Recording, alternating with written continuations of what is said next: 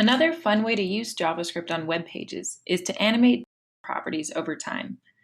Before we can do that, however, I need to make sure that you know about another global variable that is available on every web page, the window variable.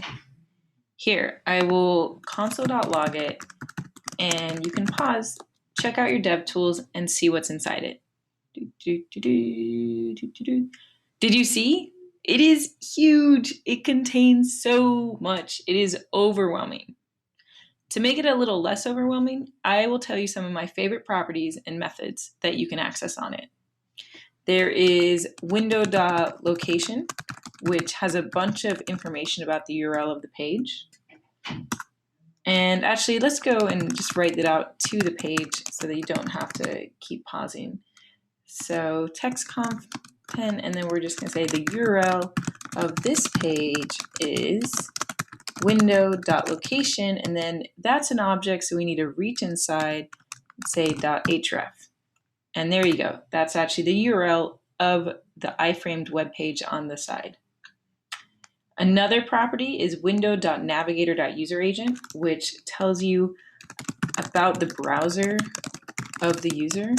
So we say the browser that we'll call the user agent is plus window.navigator.userAgent.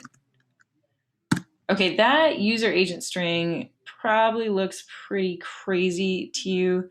It's not really meant to be human readable, and it doesn't always make a lot of sense for historical reasons. So most web developers use libraries to actually understand what that string means and what browser they're on and what OS and all of that, because it is very weird.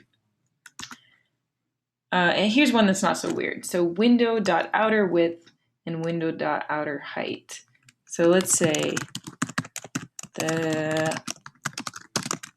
this web page is, let's see, window.outerWidth. So we'll do the width first by window.outerHeight. So it says, to me, it says 1280 by 715, but maybe it says something different to you depending on what your web page looks like when you're viewing this talkthrough. Now, let me show you something a little surprising. I'm going to delete the window part of this line of code. And so what happens is that it still works. That is because window is the default global variable on web pages. When the browser looks for a variable that you use, it will look for it on the window object. And when you create a new global variable, the window object will actually store it as a property.